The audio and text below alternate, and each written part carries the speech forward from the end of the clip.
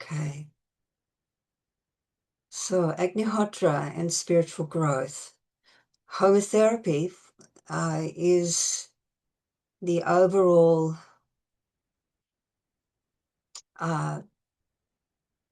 terminology for this technique for healing both our outer environment and our inner environment. So it not only impacts our internal life, but it purifies and nourishes our environment at the same time. And this is the unusual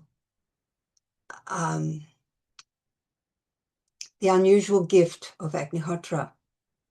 There's not many things in this world that both cultivate your inner world and your outer world at the same time. So this is homotherapy. Homa means healing fire. And the main healing fire in homotherapy is sunrise and sunset Agnihotra. So it's one of the homas.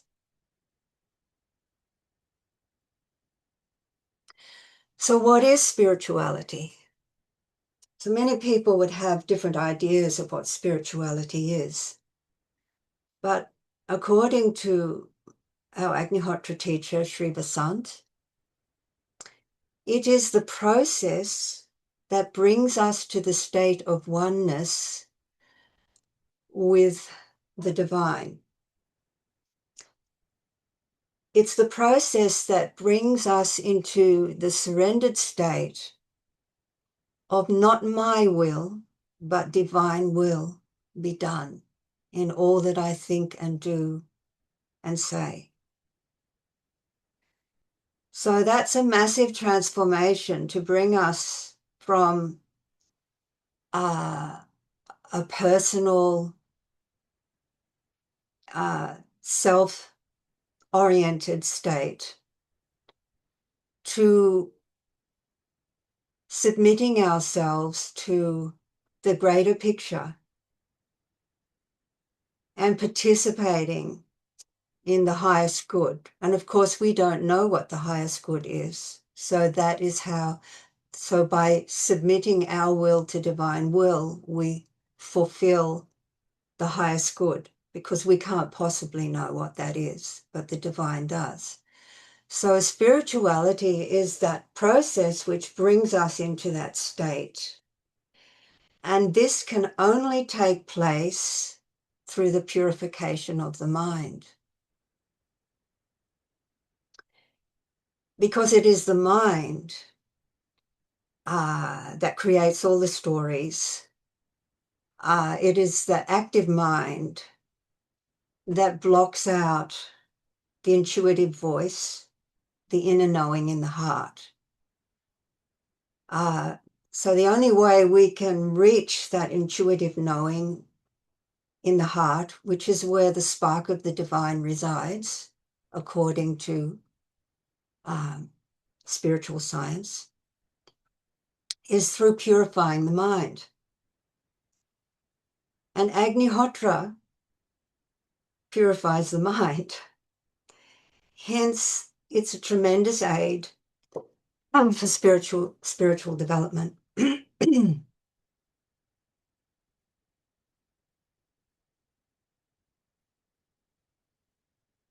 In fact, our teacher said it's the most powerful material aid to bring us into the condition of unconditional love. So when the mind is purified, all that's left, there's nothing to obscure who we really are, which is the consciousness of the divine. And the consciousness of the divine, we are told, is love. So what we need to do, oh, I'm sorry that somebody needs admitting, is to purify the mind. So how is that done? Well, with Agnihotra, which is a healing fire,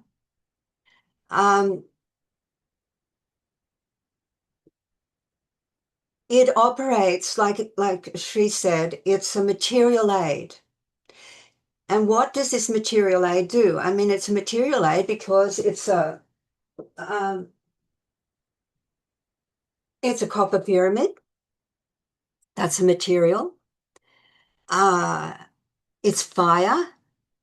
That's an element.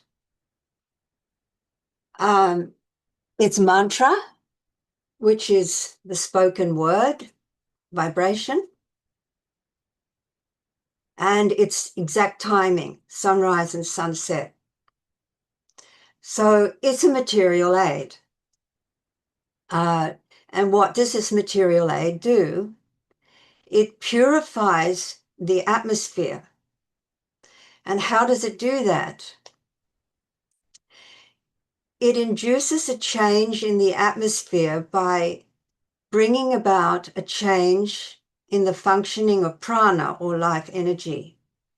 So, for example, if prana is not flowing properly in our body, then there's illness, there's disturbance, it's not functioning properly.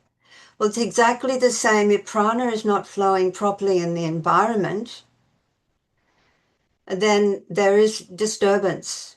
Things are not operating properly. But it goes further than that in relationship to the mind, because according to yogic science, prana and mind are the opposite sides of the same coin. So when prana is in a particular condition on the planet, if it's healthy and it's flowing properly, then the mind is also in a healthy state. Instead of stress and fear and negativity and anxiety and unhappiness, the mind is peaceful, centered, and working to serve the whole. So that's if prana is in a healthy, abundant, flowing state in the atmosphere. The mind responds accordingly. But if prana is distorted, and that is the case on a polluted planet, because pollution distorts and blocks the flow of prana, then we have distortion. We have tendencies towards distortion in the mind, stress, etc. So when we perform Agnihotra, it brings about, it's performed at sunrise, and there's a flood of life force coming in at sunrise to energize and purify and nourish nature, nourish the planet, to renew her for another cycle. And as that, when we do Agnihotra, it facilitates that to happen. It creates a conduit in the atmosphere, enabling these life-sustaining energies to pour in and in their rightful order, in their healthy state. Without that conduit that Agnihotra creates, then the atmosphere, which is polluted, blocks to quite some extent and distorts the prana that's flooding in at sunrise. So Agnihotra performed at sunrise creates this conduit in the atmosphere between the sun and the physical plane, and enables these life-sustaining pranas to come in and do their magic to purify and balance everything in its wake. And this has a powerful effect on the mind, because when prana is in a healthy state, so is the mind. So this is how Agnihotra is a great aid towards purifying the mind. And purifying the mind is a prerequisite for spiritual growth.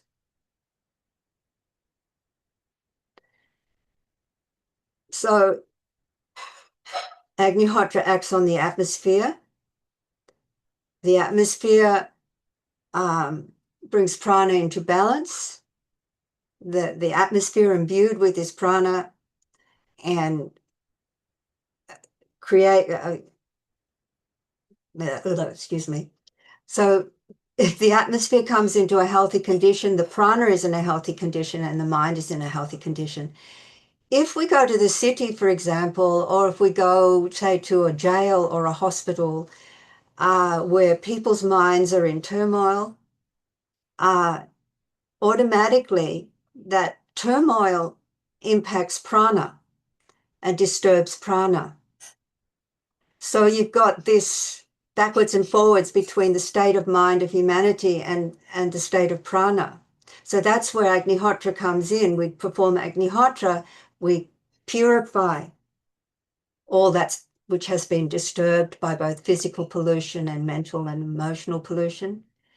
And in turn, that brings the mind into balance and harmony.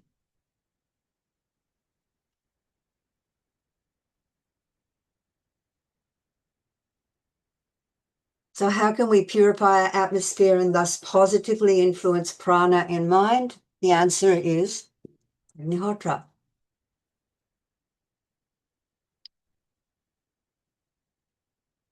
So another thing that it says in the Vedas, which I often quote because it means I can see it operating all the time with Agnihotra, is that Agnihotra changes matter, including subtle matter, such as the mind, because the mind is subtle matter.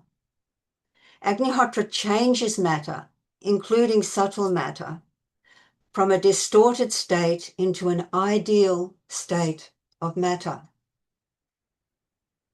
So you'd experience it when you sit for Agnihotra. You may come in, you come to the fire stressed from your day, or anxious about something, or your mind is mulling over something and you can't stop your mind. And then you perform Agnihotra, and within a couple of minutes, your mind is in a much more harmonious condition, and often is in a completely still and quiet place. Now, this doesn't take place easily. For example, through meditation. People who practice meditation, they may be meditating for, half an hour or an hour before they actually achieve this sense of quietude, this inner stillness. But with Agnihotra, it happens in a couple of minutes. And it reveals to us how much we are impacted by our environment, by the atmosphere in which we live. We're one with everything. So if our environment is disturbed and stressed, of course, we're going to be disturbed and distressed. And as soon as we do Agnihotra, when it clears up the environment, the atmosphere, then we come into a centered place within ourselves. So this is really a gift from the Vedas, a gift from ancient Vedic knowledge to the whole world, to give us a really simple solution to uplift our consciousness, purify our minds, center our minds over and over again, because it's done at sunrise and sunset, because every day we're bombarded by bad news, bombarded by stressful circumstances, bombarded by worries about earning money, etc., etc. And all the various pollutants that we're bombarded with, the EMF pollution and the chemical pollution, all the various pollutions, especially with our addiction to iPhones and being constantly exposed to that EMF distortion. So it's extremely important to have a means, an antidote, and a regular antidote, and that's Agnihotra, a regular antidote. Sunrise, sunset, as much as you possibly can. So again, it changes matter, including subtle matter, from a distorted state into an ideal state of matter. So we're bringing the mind into an ideal state. And what is that ideal state? When we know that when we're centered, when our mind is still, when our intuition is accessible, when the creativity is flowing, well, that's an ideal state of mind. And all of that can only take place through purifying the mind, through bringing the mind into a still and aligned place. So here's maybe an unusual slide to throw in, but to me this shows how Agnihotra changes matter from a distorted state into an ideal state of matter. This is Dr. Emoto and his water crystals. So he noticed that if you speak into water, if you put vibration into water through your speech and through your emotion, and you say, I hate you, and then he would take a photograph.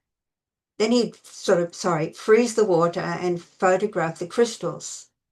And with the vibration of hatred, with the mantra of hatred, because mantra is vibration, the crystals are not even recognizable as crystals. There's no harmony, there's no balance, there's just distortion. But if you say, I love you, I love you, I love you, peace, peace, peace, into the water, a very different mantra with the emotional equivalent effect behind it. The crystals are beautiful from the frozen water, harmonious. And this is a crystal produced by Agnihotra ash. So Agnihotra ash was put in water, and then the water was photographed. And actually, we were approached, Agnihotras all over the world were approached to send our ash to Dr. Emoto when he was alive. And so we have this little booklet now with all the photos of Agnihotra ash water, all the crystals from all over the world, and they're all extraordinarily beautiful like this one. So this is changing the energy into something ideal, something beautiful, something natural, something healing. Not just with Agnihotra itself, but with the ash residue from Agnihotra. Here's a gas discharge. I can't read that. Anyway, it's a way of. I once participated in this. It's a computer program. You put your hand on something that then measures your energy and can determine how balanced your chakras are. So this is before Agnihotra. This is where the chakra system was out of balance, out of alignment. And this is after Agnihotra. Whoops, where is it? Oh, I'm missing a slide. Hang on, let's have a look if it's somewhere else. Oh, don't know how I did that. Well, anyway, I'll just tell you what it looks like. I made this PowerPoint yesterday, so I thought I'd included the slide. But it was there. It was there. Was it? You went just too fast. It was right after it. Oh, yeah, thanks. that's the distorted one. And then oh, there it is. Yes, of course. Thank you. There you go. So only the throat chakra is a little bit out in this person. But you can see how alignment took place after Agnihotra. So we'll go back. Yeah. So the sacral centers, the base chakra is quite out, the solar plexus is out, and the throat. And then after Agnihotra, Everything comes back into balance, except for a little bit, the throat's a little bit out.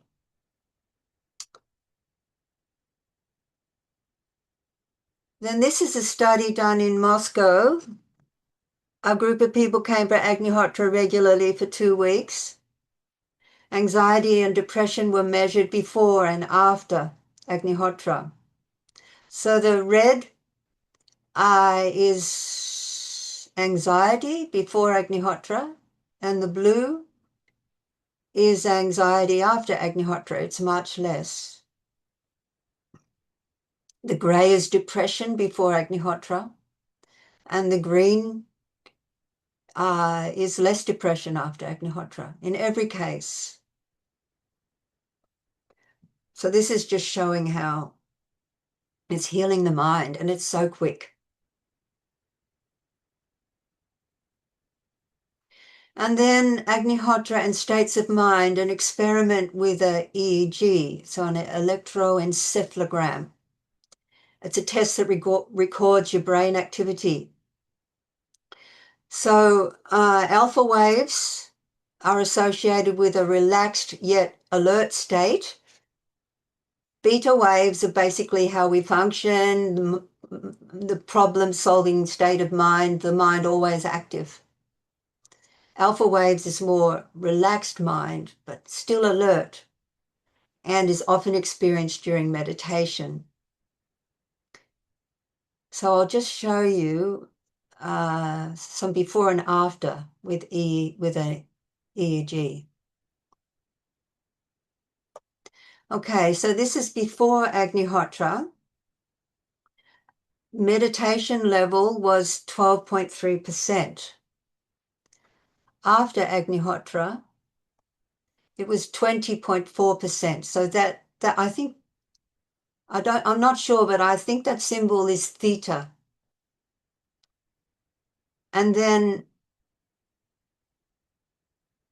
the blue is alpha. So this is before Agnihotra. The blue is alpha. So that's that relaxed, alert, creative state of mind that is often also part of meditation, a meditational state. Alpha, 17.6% before Agnihotra, the blue. Now look what happens after Agnihotra. This is straight after Agnihotra.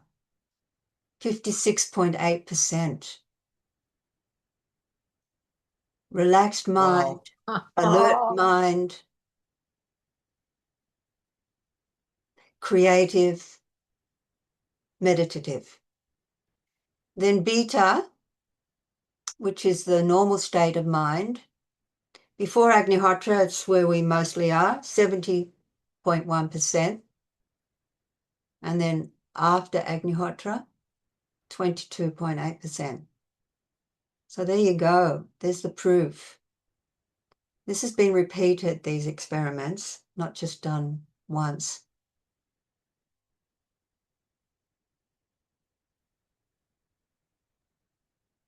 Oops.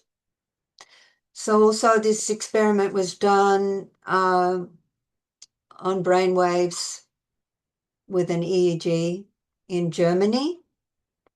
And it shows that Agnihotra rapidly generates deep meditative states. Agnihotra has a significant effect on brain waves. It relaxes and can generate such peaceful states of consciousness that are otherwise detectable in deep meditation only. So this test was done at a university in Stuttgart in 2015. There were 4 people that had the electrodes attached.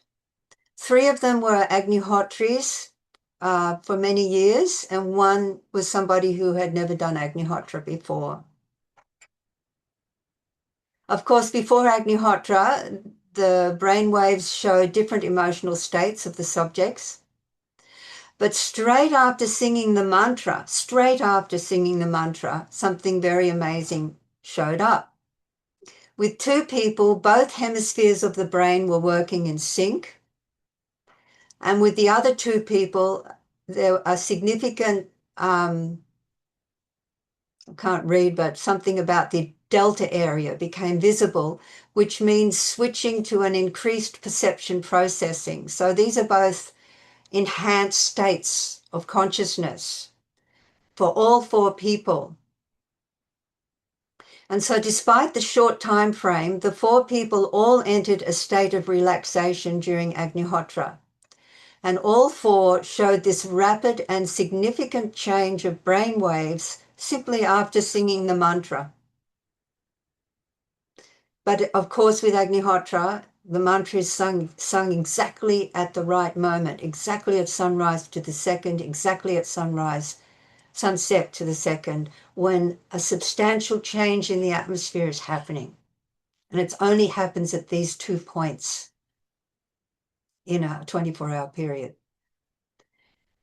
So striking is the synchronicity of all those involved. And this also applies to the person for whom Agnihotra was not performed. She was only sitting there, but she was in the atmosphere. So that means that you can be new to Agnihotra and go immediately into these states. It's not like an accumulative thing where you see progress through years of meditation. With Agnihotra, you see this shift straight away. So with Agnihotra, you may have heard us sometimes talk about 5-fold paths. So we're not introducing a new religion or a new spiritual path, but we're talking about the 5 basic principles of any spiritual path that will enable a spiritual path to be effective. And the 4 basic principles in spiritual paths that you would know about is Dan, like selfless sharing of one's assets, being selfless and having a giving nature. Tapa, self-discipline to achieve one's affirmations, so you know you can't get anywhere without some self-discipline. Karma, positive thought, speech, and action, so understanding the law of karma and therefore applying positivity to your thoughts, positivity to your speech, and positivity to your action. And Swadhyaya is honest self-study, looking at oneself honestly. Who am I? What is this? What is this that is me? What is this consciousness? How can I improve? How can I make myself a better person? What is my higher purpose? So all these questions, this is called in Sanskrit Swadhyaya. And without Swadhyaya, we cannot grow. So we can be exposed to Agnihotra, we can be exposed to meditation, but if we don't do honest self-study, we are not going to grow. So that's a very important aspect of spirituality, Swadhyaya. But in these times, pollution is so rampant and it's so debilitating on every level, physical, emotional, mental, and spiritual, that there's another principle that's very necessary on a spiritual path now, and that is yajna or homa, healing fires, or specifically Agnihotra.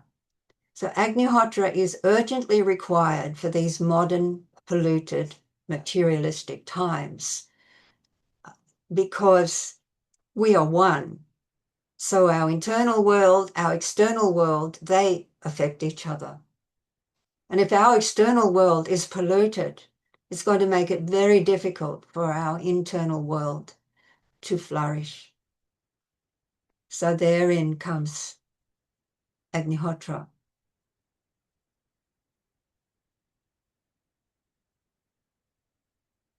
I can't read what it says. Oh, Agnihotra is the primary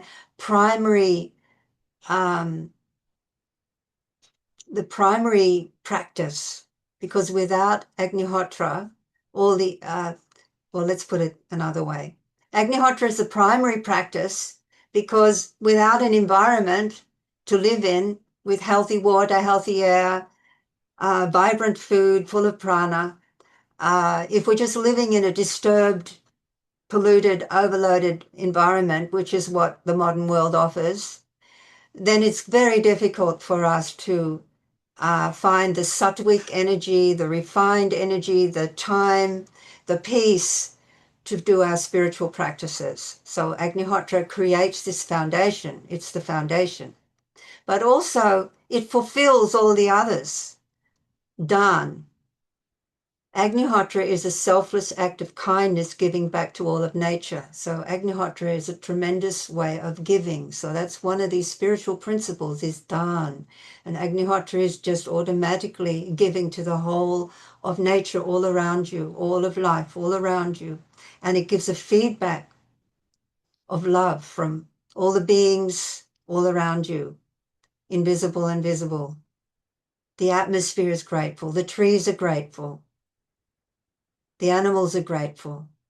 The microbes are grateful because of Agnihotra. So this selfless giving brings this beautiful feedback. Not that we give to get the feedback. It needs to be selfless, a selfless act. Tapa, Agnihotra requires self-discipline. So discipline is absolutely necessary for spiritual growth, meditating every day, for such and such a time, pranayama, yoga, whatever practices you do, it needs to be regular and consistent in order to for progress to be made. So that's called tapa, self-discipline. And Agnihotra is a tapa. We say, yes, I'm going to be there every sunrise. I'm going to be there every sunset as much as possible within my circumstances. So that's a tapa. We fulfill that aspect of a spiritual path. And then karma, that understanding of cause and effect. And with that understanding, we put that into practice. And Agnihotra is extremely good karma because it benefits everything around us. Then swadhyaya.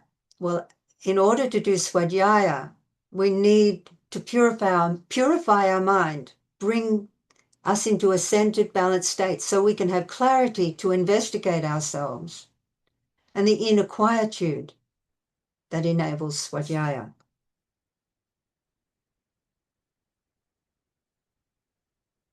This is something I came across only yesterday from our Agnihotra teacher, and I thought I'd read it out.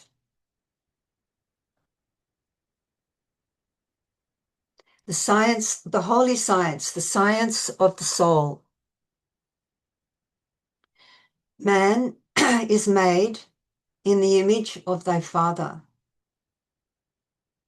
It is our free will that makes the difference. It is yajna fire which cleanses the mind. Agnihotra is the basic yajna, tuned to the biorhythm of sunrise, sunset. Yajna is the science of purification of the atmosphere through the agency of fire. It is a clear mind that gives us the ability to distinguish the difference between right and wrong. It is the disciplines which give us the will to exercise our free will properly. Then it is only do the healing pyramid fire, do the disciplines, do the mantra, follow the fivefold path. Then joy is your constant companion. When you look at the composition of matter, when you reduce anything down to its basic form, everything is the same. It is one. The only thing that makes things appear differently, manifest differently, is the law of karma. Humans are the only manifestations of one. Human meaning, that existence, that higher intelligence, which is soul, which can transcend the laws of karma. This means that man is made in the image of the Father. I and my Father are one.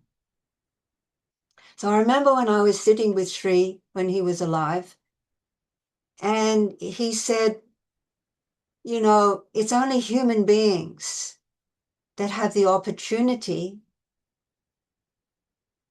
to transcend all or purify all their vehicles and become one with the divine. It is only a human being who can submit their will, their free will, to divine will. An animal can't do it because they only have the instinctual will. An angel can't do it. They are automatically attuned to divine will. But we have the choice. So as human beings, because we have free will, then we can submit that free will to divine will and bring all our vehicles, and apparently we have seven vehicles. I guess physical, etheric, astral, mental, causal, and maybe there's lower astral, higher astral, lower mental, higher mental, causal, spiritual. I don't know. Anyway, there's 7 levels, apparently. Angels only have 6. This is what Sri told us. Angels only have 6 bodies. So therefore, they cannot transform the entire gamut of creation or existence, or all the levels, all the dimensions. They cannot transform all the dimensions because they don't have all the dimensions. They only have 6 bodies, 6 vehicles. We have 7. We have the full gamut. So it's only the human being that can transform consciousness from the lower into the higher in a complete way and become one with the divine. And as he said, the only thing that differs between anybody is our karmas. And the only way we can cleanse our karmas is through applying spiritual science. And one powerful way of cleansing our karma is through performing regular Agnihotra.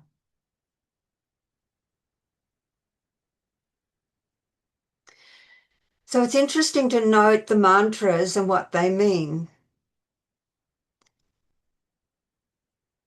Sunrise, Suryaya Swaha, Suryaya Idanna Mama, Prajapataye Swaha, Prajapataye Idanna Mama. Sunset, Agnaye Swaha, Agnaye Idanna Mama, Prajapataye Swaha, Prajapataye Idanna Mama. So this is resonance. This is powerful resonance. Sanskrit is the vibration of the thing itself. All languages are derived from Sanskrit. There's not one word in Sanskrit borrowed from any other language, but every language has Sanskrit in it. Sanskrit is the foundational language, is the vibrational language of the universe. It's the resonance of the thing itself. So when we sing these mantras, we're drawing in energy. Like attracts like. It's like invocation. So Sanskrit language is pure resonance, and it interacts with the elements below and brings about the changes. But the actual, when we have asked Sri Vasant, well, tell us the meaning of these mantras. And he would generally say, look, it's the quintessential music of sunrise, the quintessential music of sunset, and like attracts like. So we're drawing in these energies. And that if we pushed him further, yes, but what is the meaning of each word? And he'd say, well, there's 7 layers of meaning, just like there's 7 bodies or 7 vehicles. there's 7 levels. There's 7 layers of meaning to each Sanskrit word. So he said, it depends where you're at, how you will understand these mantras. So he said, it's best that you just let Agnihotra transform your consciousness, and you will come to understand through revelation what these mantras mean. But we kept pushing him. And so he said, okay, well, the highest meaning of these mantras is, not my will, but divine will be done. So every day we're saying, not my will, but divine will be done. Sunrise, sunset. And we're bringing in this conducive energy to bring us to that state. Anyway, so that's one way of looking at it, of these mantras. And then he explained that Agni is the aspect of divinity. So there's only one divinity, and there's aspects of divinity. So that's where people get confused in religions. This is my God, it's different to your God, or they say Hinduism has all these gods. It's not true. The truth is there's only one God, and all the various aspects of divinity, the functions of divinity, are given different names. So Agni is the aspect of divinity that expresses through purifying fire or cosmic fire. Suryaya is the aspect of divinity that is the inner essence, that is the inner, it's the aspect of divinity that creates or gives energy, that is the inner essence of the sun of any solar system. Prajapataye is the force of creation, the aspect of divinity that creates living beings. Prajapataye. Idam namama means it is not mine. It is not mine to control. It is not my will, but divine will be done. These aspects of divinity, they're in charge. They're in control. Idam namama, not my little mind, my little will. And I submit to this higher energy. And then swaha is the energetic word of resonance that accompanies offering into the fire. So we say swaha. It doesn't really have a translation when we make an offering into the fire. But swaha has a resonant effect on our internal system, raising energy from the lower to the higher. So you can visualize like swaha, swaha, swaha. So this is happening internally when we say swaha. So that's my little presentation. I hope it was helpful. I'll go out and anybody who has questions, please feel free, and hopefully I can answer them. Do my best. Thank you very much. It's my joy. Thank you very much. A very, very interesting presentation. It was Fiona who put me on to you. Oh, wonderful. Yeah. Fiona, Yeah, she's lovely. Fiona Jewis. Correct. Ah, I wondered how you came on. Small world. Small world. Yeah, very small world. Chris Oh. is my osteopath. He lives locally and very good osteopath acupuncturist. Thank you. Just one question is I'm just wondering about the fire using cow dung biscuits. Why then? And ghee. Yeah, so is there why then, and also is there one like a substitute is probably a little bit easy to get hold of for somebody living in an urban area? Well, we dry cow dung every day and into patties, and we send it out all over Australia. The thing with Agnihotra is that it's a Vedic super science, and it is a formula which has a very specific impact on Right. the physical plane, but also on the subtle planes. And it has to be done correctly. So it has to be cow dung, cow's ghee, rice is involved as an offering into the fire. I mean, Yes. you live so close, Chris. It'd be good to come and visit one day around sunset and experience Agnihotra. That's the Yeah. best way to To do it. to do it. Yeah. Yeah. I mean, You're lucky you that's live right. Fiona's close. already. Fiona's given me a little. You know, she's done some for me as well. Oh, good. Good on her. So she showed me the things, but she put me on to you. But yes, because of course I tried to order some online, and it's hugely expensive. No, It's just like 100. order from us. But look, Yeah. and best to just come and pick it up because we charge $20 a dried kilo, which is like a shopping bag full. A dried kilo, yeah, it's dry, so it's about a shopping bag full of patties. Yeah, incredible. And then, but if you order it in online on our website, then you pay postage. But because you live so close, just come and pick it up. Yeah, no, I mean, I live down in Long Jetty, but I work in Cessnock. Yeah, so like when you work in Cessnock, you could come and visit after work. Friday, yeah. You sit for Yeah. Agnihotra, pick up some cow Yeah. dung. We can instruct you Friday is how to probably the perform it. best time. Say that again. Can't hear you. Because Friday is probably Friday's probably the best. Friday's the best day because I finish early. Yeah, Friday's fine. Whereas We're mostly all the time on the farm. perfect. Yeah, and we're always doing Agnihotra sunrise, Yeah. sunset on the farm. So, yeah, no problem. Perfect. Because Yeah, you know, it costs. I ordered some from online, yeah. and it's like 8 little biscuits, $100. Wow. Yeah.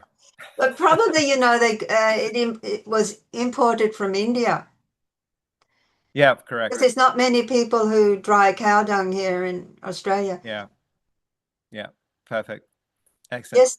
And I also listen to that you talk about the chakras, and you know, of Yeah. course, the singing bells. Yes. And do you think that's you know, something to listen to in addition to the Agnihotra, or Agnihotra singing bowls. what I'm saying is different things? Yeah. When you do Agnihotra, you sit in silence until the fire goes out at least. Yeah. So because not at the same time, but just at another time of day. yeah, singing bowls are terrific. We do singing bowls here on Sundays, Chris. We have what's called satsang. So at 11 o'clock to 1 o'clock, we do we have a small gathering, and we often do crystal bowl sounding. So yeah, you're welcome to attend if you want. But yeah, Thank crystal you. bowls are lovely for the subtle body to Yeah. attune you into higher vibrations and clear your energy field. Agnihotra is though the most powerful thing to clear I your was wondering energy field. It's extremely because powerful.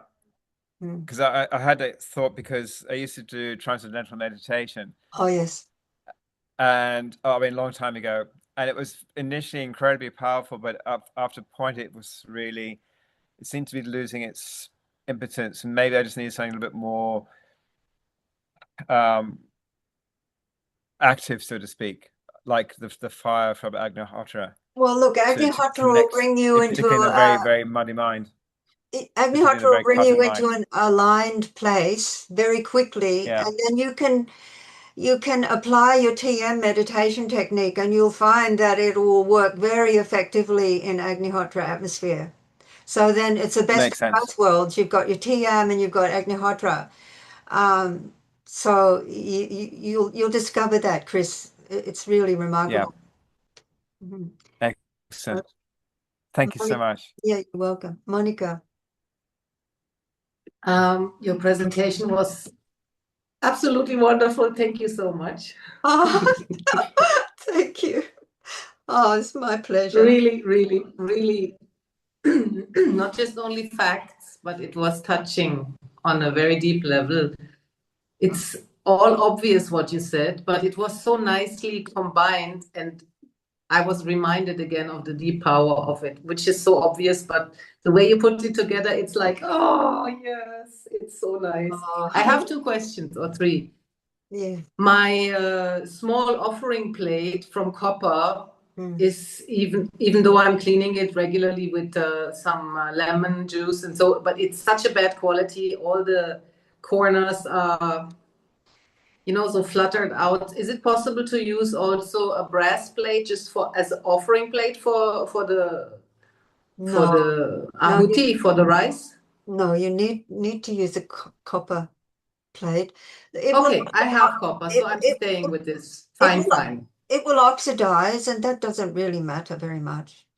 All we do is we clean after we use a little dish with the rice and the ghee offering. Then we just wipe it clean with some tissue paper. We don't Yeah, I wash do it that or too. scrub it. But I mix the ghee not on the plate, but on the hand. That's how you do it too. I put the ghee in the hand and just mix the Oh rice no, and the ghee in the hand and make two. you can put the rice in the little copper dish and then put a drop of ghee there and mix it together and into 2 portions. And then there's 2 offerings. That's no problem. What I'm trying to say is you don't need to wash that copper bowl. You just need to wipe it with a tissue, and that wipes out the ghee. And Sure. yeah, Uh, it's the same with Good. the pyramid. People Another, think they should wash the pyramid. Don't wash the pyramid. no, no, no, no, no, Oh, good. no, Yeah. no. No, no, no, no, my God, oh God. No, no. Another question. People here on the island tend to be a bit stingy about the price of cow dung, and then they use only small pieces of cow dung and make such a baby fire, where I'm thinking to myself, well, I am always using at least 1, depending on the size of the cow dung, sometimes 1.5, to make a real pyramid that it has a real fire and not just a little. I think that's important, right? If you do it, you do it properly and you don't save on cow dung cakes, or it doesn't matter. Look, there's ideals and less ideal. The most important thing is Good, okay, got it. the most important thing is that people do Agnihotra, because it's not just for you. Yes. It's for You the whole of the system of life all around you, and ultimately it's for our planet. So it's most important to perform Agnihotra. Now, if you're short of money and you're paying ridiculous amounts of money for the cow dung and you want to extend it with small amounts, okay, so be it, that's your choice. And of course, it won't be a big fire, but it'll still be the presence of fire. And as long as there's the presence of fire and that everything gets consumed, the rice offering and the cow dung all gets consumed, even if it's just small amounts, and it's done at the right time, that's successful Agnihotra. Of course, more energy is sent out into the atmosphere if we do a bigger fire. And if we financially able, or then it's better to do a bigger fire. But it's still, as long as there is a presence of the fire, even just a small fire, and it consumes everything, Agnihotra has taken place. And last question, when you're doing Trambakam Homa, I had a discussion with several swamis, and the way Trambakam is sung, normally people go through an extensive way of learning how it's properly pronounced, when it goes up, but when I do it myself, my understanding is that once I am able to chant the mantra as per my understanding, as correctly as possible, and it's done with love and innocence, it's still okay to do it. Or would you say, no, no, no, the Swami is right? Because if I wait until I get it right, as per the Swami's, when he's giving the check mark, it will take another year. Well, look, You know what I mean to say? yes, but I'll just take you somewhere else for a minute with that question. So, there's various understandings of what Agnihotra and homotherapy is in the Hindu tradition. So homotherapy, as we are teaching it, from Sri Vasant and Mahashri, it was given to the planet recently in this form, basically a very simple form. Sunrise, sunset, Agnihotra is very simple. And that wasn't how it's been practiced by Hindu priests and so on over the millenniums. It was a much more complex practice. Actually going way back to, if you think in terms of yugas, the great periods, the great eras, if you think in terms of yugas going way back to Satya Yuga, Agnihotra was performed as we teach it, this simple practice. Yeah, okay, I understand. The priests also didn't want to share the wisdom. They wanted to keep it. So what I'm trying to say is, so then there was this, so you would be, Janardhan is connected to Sri Sri Ravi Shankar and the Art of Living, and also connected to Hindu practices. So where homotherapy comes in is we're taking it into a universal place, away from historic Hindu practices and back into a very original practice that goes way back to Satya Yuga. Yeah, the Vedic tradition. Yeah, Vedic tradition. But so this has been, this particular homotherapy and this particular Agnihotra and this particular Om Triambakam and the way it's chanted and the way it's performed is different to a lot of the ways the Hindu priests would advise. But this has been given as a divine dispensation for these polluted times. So a lot of the Hindu priests will be talking from their traditions, but not talking from the current situation that the planet is in, which is highly polluted on every level. And so we need a very pure and simple and easy practice that humanity can adopt.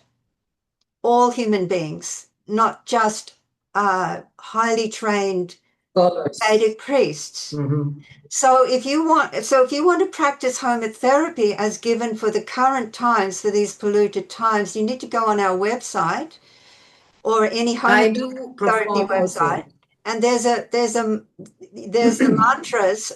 There's a sound file for Agnihotra, a sound file for Om Shree Dham. I wanted your only advice. Yeah. Yes. So we are doing a Trambakam Homa with Jonathan together.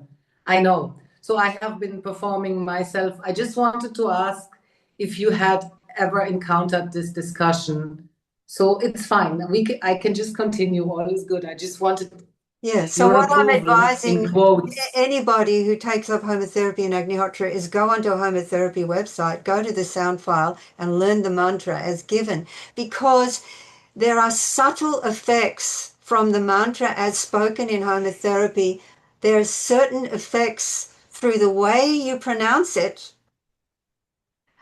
on the environment, because that is why homotherapy has been given back to the planet in this form, to heal the environment. Of course, it heals our internal environment. It helps us grow spiritually. But without healing our environment, there's no planet to even live on. There's no future. So this homotherapy and the way the mantras are uttered, sung, and pronounced is different to what you would learn if you go to a priest in India. Went to the Gurukul. Yeah. Yes, it's different. So listen to the mantras and how they're uttered if you want that impact on your environment, which is they are designed to heal the environment. That actually, Sri Vasant, our teacher, he gave us a little secret and he said, there's slight nuances, there's slight changes.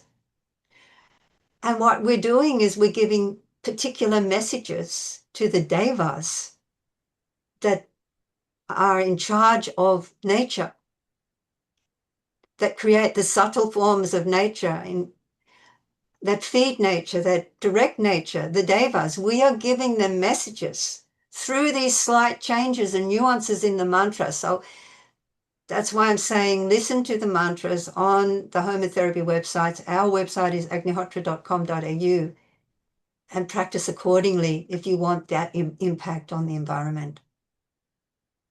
Awesome. Thank you. I have been practicing just the way you have been teaching, but I was only curious as to why that is, but you have explained it so beautifully. Thank you so much. My pleasure. Om Shree. Yes. Trish. Thank you, Lee. That was such a beautiful presentation. Thank you. I was wondering, I was curious, the experiment that was done in Germany, I think you said, do you think that was over 2 weeks? Did you say 2 weeks that they were tested for the anxiety and the Oh, that one. yeah. Yeah, I'd have to go into the and have a look, but why? Oh no, I was just curious how long they were doing Agnihotra for with the EEG on the anxiety. Yeah, I wondered how long it took for that drop in. It shifts immediately. That's what all these Yeah. things have shown. Whether it sustains itself through the day is different for different people and their circumstances and their psychology and what they need to work on. But with Agnihotra, it shifts immediately for everyone. Yeah, right. Wow. Yeah, that was my second question. Mm. That graph with the blue, how it expanded straight after the state of consciousness. I was wondering how long will it stay in that state? But of course, it depends on how Yeah. stabilized it is in their awareness and what they're going through, I guess, at the time. Yeah, and that's why in spiritual paths often it's recommended that you do mantra. So instead of allowing the mind to just be the dominating factor in your daily life and going with the whims of the mind, what it's thinking about, and going right in there and identifying with all the what's going on in the mind, you remove yourself from that and raise the vibration of your mind just by saying mantra. So generally, if you receive a mantra from a spiritual teacher, that's for you, for your soul, because your teacher would know your soul and know the mantra that is best for you. But that's one of the main ways to keep yourself in alignment during the day, is not to give so much credence to your mind and to replace your mind, replace all those ruminations with mantra. And then eventually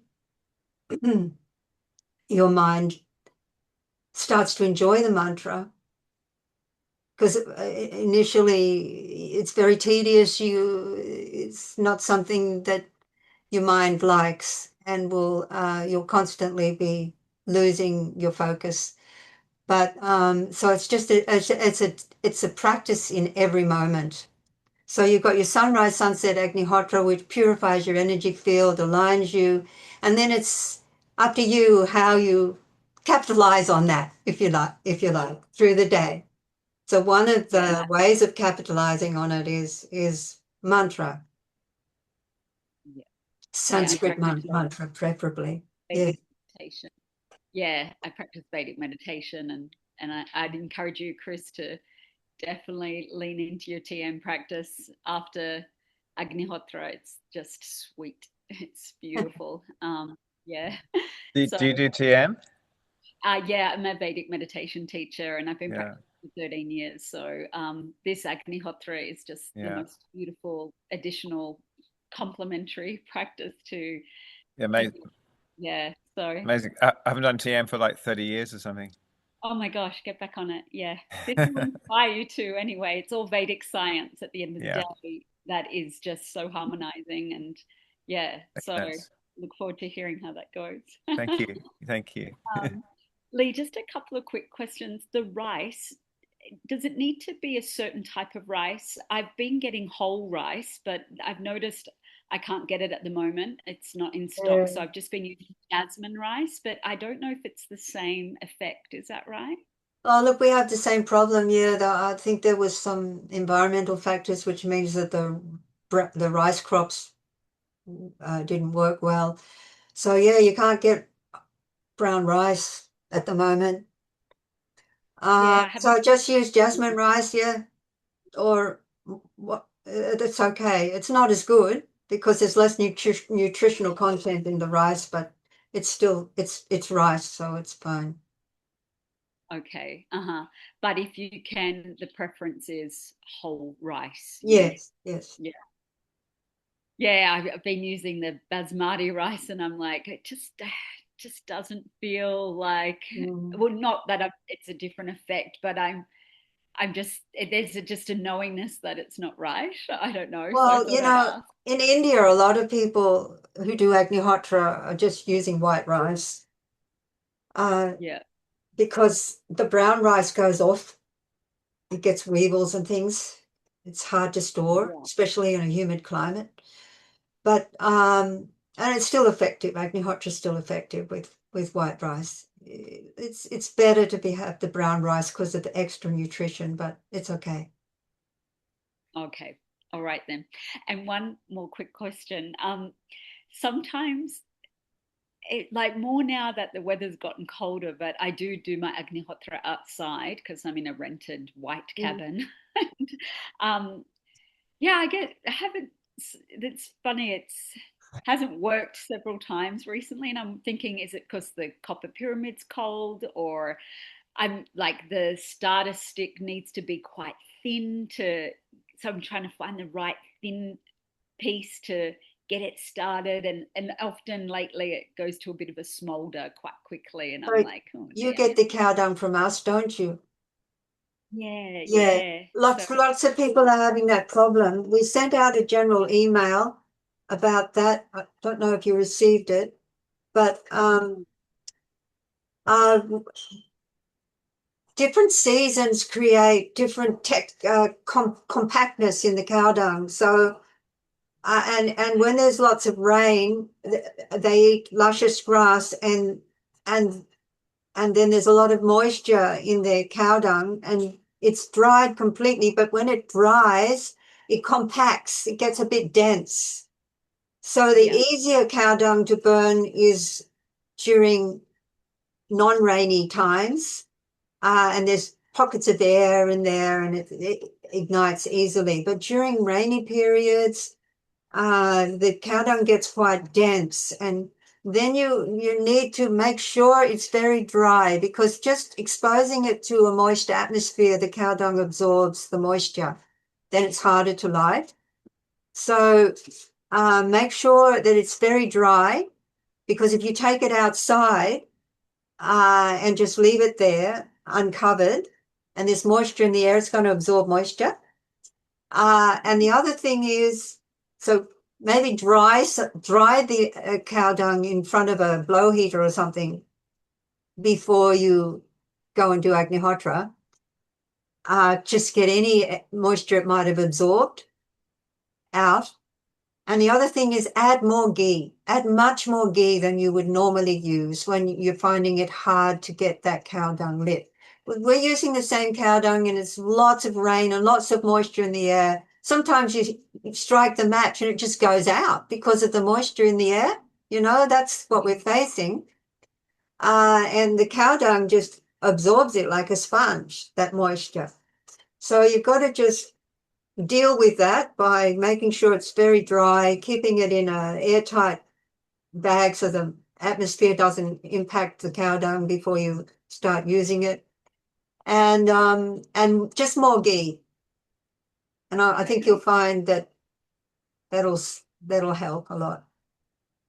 okay, great. Thanks. I was just getting a bit frustrated thinking, damn, what am I doing wrong? I was on a roll in summer. It was perfect. And now I'm just like, oh, what's it's just not working like it was. So A lot of yeah, people great. are having that problem. Okay, I'm glad I mentioned it and I'm not Can alone. I ask maybe possibility of perhaps putting in a sealed box with some salt, and the salt can really aggressively absorb the moisture, because salt is a very strong desiccator. Okay, great. Yeah, I'll give that a Would go. that is that going to interfere with anything? Lee? I don't know, what's sod? Salt. Just some Oh, just some salt. basic Oh just no, some don't basic do that. salt. Don't do that. No. Okay, all right. Don't do Okay. that. I was thinking like a chemist. Caroline was I've saying just- something about it. You said that Caroline something, you put up a note.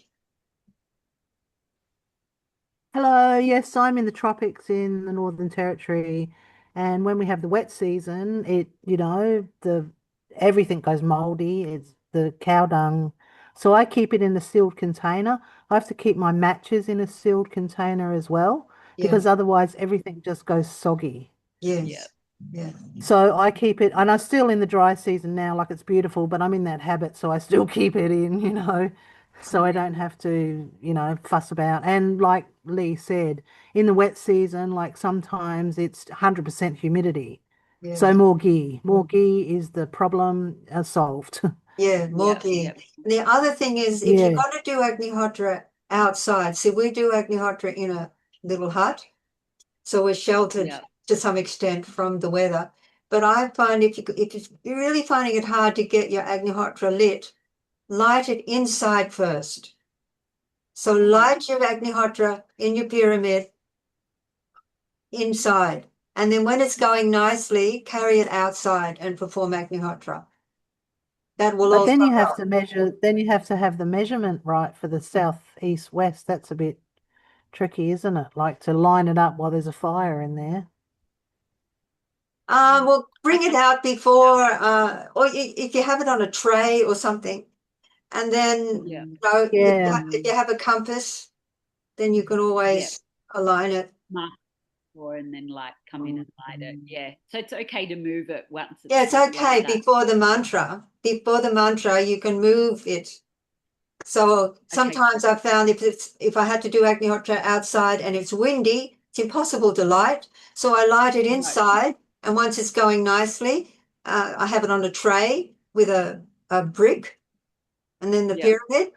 And I carry the tray out, and it's already lit, no problem. Then do my Agnihotra. Oh, I'm good at lighting it in the wind too. I just, build it up a bit higher and shove it down further. Yeah. Yeah, I'm like this sometimes. Yeah, like you have to, blow my yeah. hair off with fire. I'm like right around it. I'm like it's not It's going amazing, out. isn't it? When you work with fire, it finally becomes your friend.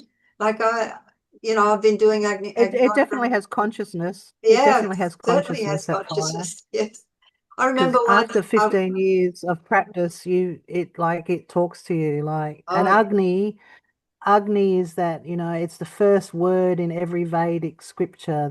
It's what carries it. The fire carries our message to the gods. That's what Agni, the 7 tongues, the tongue of fire, it connects the material plane with the spiritual plane. So that's why it's very effective for prayer, meditation, affirmation, because Supreme. Agni is the bridge, the connector. He's the vehicle. The vehicle, the yeah, messenger. the vehicle. Between the worlds. Yeah. And Swaha is a goddess. There's a story about Swaha. Do you know the story of like that's why we say Swaha? It's an offering. Yeah. There's a whole I can't remember where it comes from. There's a whole story about Swaha and about how Swaha was she was a goddess, and you know how in the Vedic myths there's always some drama and somebody does something wrong and oh my God, we have to. So Swaha is a connection to the smoke, and it's the offering. Swaha is always made after an offering. Yes. So I'll see if I can find that story and send it to you, Lee. Oh, thank you. About Swaha. Yes. Yeah. Oh. All right. Well, I thoroughly enjoyed this session. And Me too. Yeah, thanks. Thank you. Nice to see you again, Lee, too. Yeah, lovely to see All you the too. best. Yes. Mm. Oh, I Okay. wanted to say just one thing. Fire becomes your friend. It really does when you do Agnihotra. So once Absolutely. I was doing Agnihotra at a festival. They invited me and a friend of mine to perform Agnihotra at the festival. And then, at this festival, they had some like effigy, big wooden thing, which was like New Year. And they would set that on fire as a symbolic, like burning up the old and making way for the new. And plus, it's a spectacle. So we had just performed Agnihotra, and then we stood up and picked up our equipment and started walking off the field.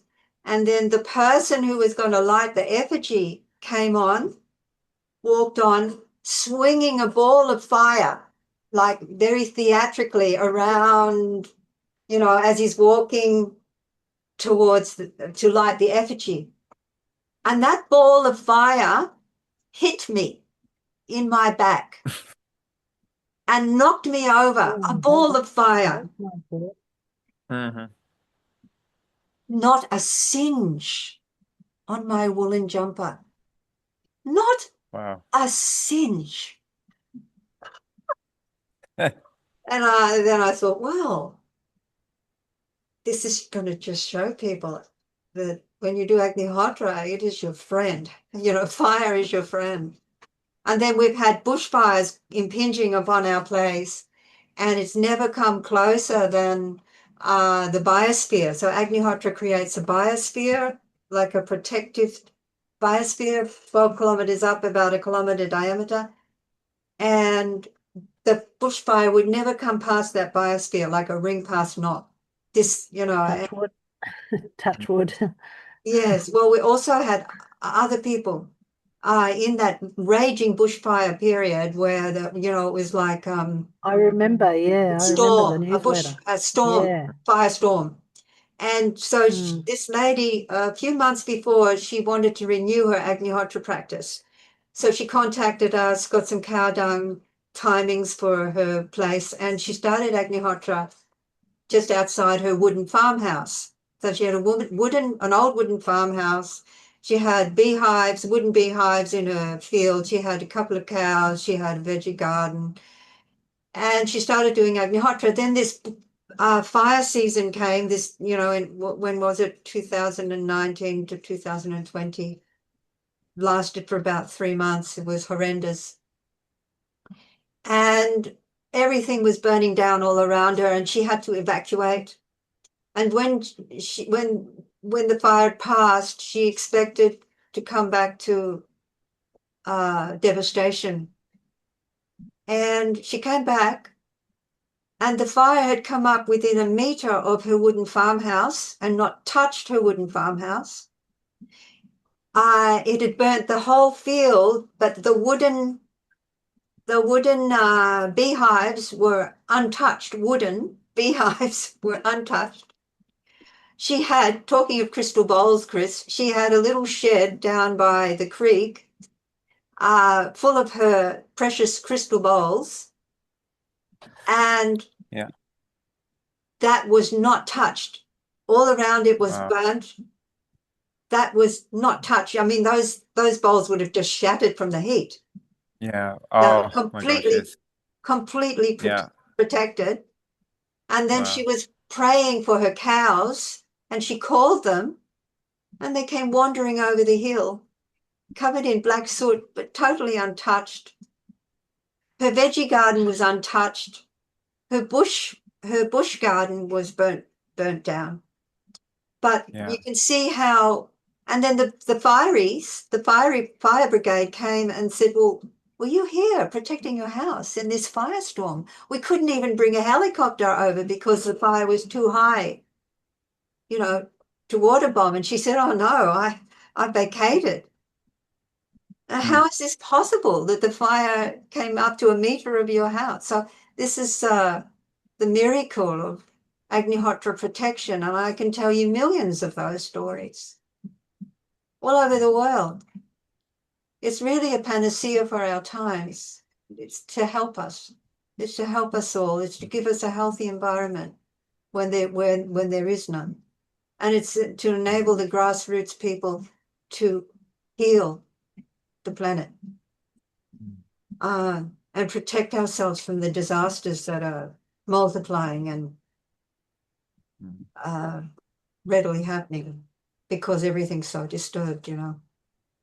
Yeah. So we not only have Agnihotra for spiritual practice, but we have Agnihotra for protection. We have Agnihotra to create a natural environment so we can live a reasonably stress-free, healthy existence where otherwise it's quite difficult to create.